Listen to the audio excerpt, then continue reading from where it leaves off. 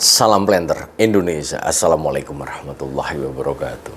Pembahasan malam hari ini adalah menjawab pertanyaan dari sahabat Brodol yang ada di depan, yang saya tampilkan di depan adalah ketika saya menggunakan lubang tanam, Mbak Penny, saya menggunakan rock fosfat, bagaimana kalau dicampur dengan briket arang?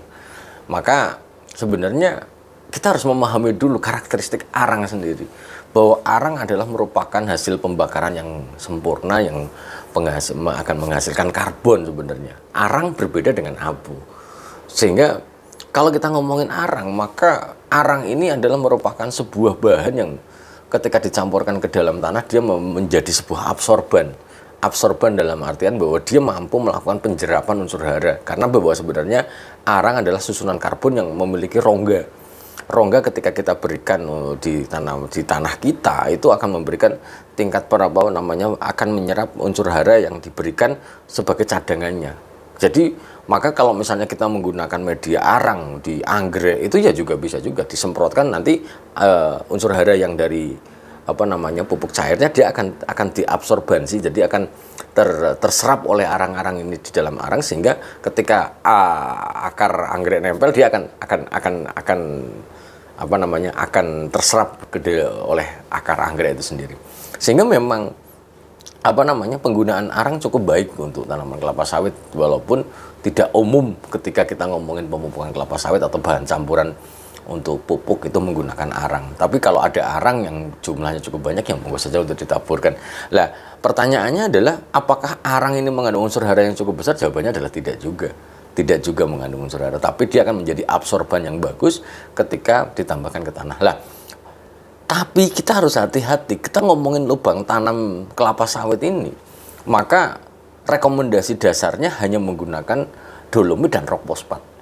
Bisa menggunakan rock fosfat saja juga bisa, menggunakan dolomit dan rock fosfat boleh saja. Tapi kalau dolomit ya kita tidak akan mendapatkan manfaat dari perangsangan akar ketika kita hanya menggunakan dolomit saja. Karena dolomit ini secara prinsipal akan memberikan ruang perakaran ini memiliki pH yang relatif netral, yang nanti bisa diserap oleh unsur hara yang ada di lubang akan diserap oleh tanaman kelapa sawit untuk bisa mengembangkan akar dan pertumbuhan tanaman kelapa sawit itu sendiri. Sehingga ketika kita menggunakan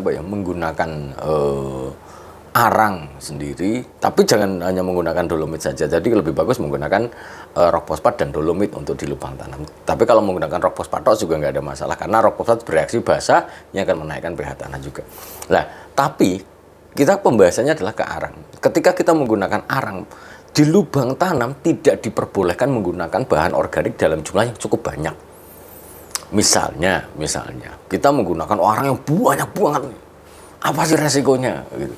Resikonya adalah seperti kita menambahkan bahan organik. Ketika dia ngomongin absorban, maka arang ini sebenarnya adalah kalau sisi positif dia akan menjadi penjerap unsur hara yang nanti akan memperbaiki struktur tanahnya juga. Kemudian akan mengefisiensi pemupukan juga karena dia memang karbon. Tapi kelemahannya adalah ketika hujan, dia juga akan menyerap air dalam jumlah cukup banyak. Seperti tak pelaknya ketika kita menambahkan pupuk organik ke dalam tanah, ketika hujan lebat, airnya banyak masuk ke dalam lubang tanam. Ketika banyak bahan organik yang ada di sekitar perakaran dan bahan organik ini menyerap air dalam jumlah cukup banyak, maka ya akan memberikan dampak yang kurang baik terhadap pertumbuhan akar sendiri. Biasanya kelapa sawit akan cenderung menguning, karena memang kayak dalam bahasa Wonos itu keplepak gitu. Jadi memang tidak bisa bernafas ketika jumlah air dalam lubang tanam itu terlalu banyak, itu akan keplepak lah. Tapi ketika misalnya kita di TBM habis bakar arang, kemudian bakar kayu, sampah-sampah, kemudian arangnya mau dicampur ditebarkan di piringan, ya nggak ada masalah selama sudah dingin, sudah menjadi hal yang sangat baik untuk pertumbuhan atau perangsangan akar sendiri, itu sangat-sangat baik. Lah, begini, ini juga menjawab pertanyaan Pak Pendi, apakah sama ketika kita menggunakan abu janjangan dari pabrik, kemudian kemudian apakah kita membakar sendiri? Maka kualitas abu ini, namanya abu ya sama saja. Tidak ada campuran khusus untuk membakar abu janjangan, untuk janjangan kosong itu nggak ada campuran khususnya. Tapi bahwa kondisi yang berbeda di dalam pembakaran itu akan menghasilkan abu yang berbeda-beda kualitasnya. Ini ingat baik-baik ini. Kayak pembakaran tertutup itu berbeda dengan pembakaran terbuka.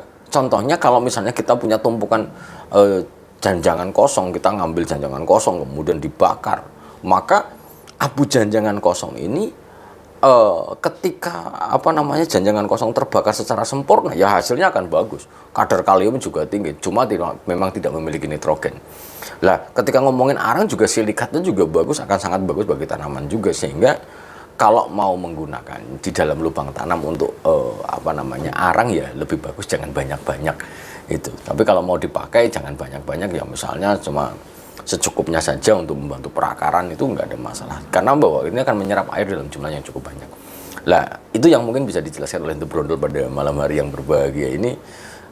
Semoga kita diberikan kesehatan dan kebahagiaan tanpa syarat, dan di lapangan jalan rezeki yang halal dan tidak disangka-sangka. Semoga dan kita didekap kesehatan dan ilmu pengetahuan yang bermanfaat. Terima kasih. Salam Planter Indonesia. Assalamualaikum warahmatullahi wabarakatuh.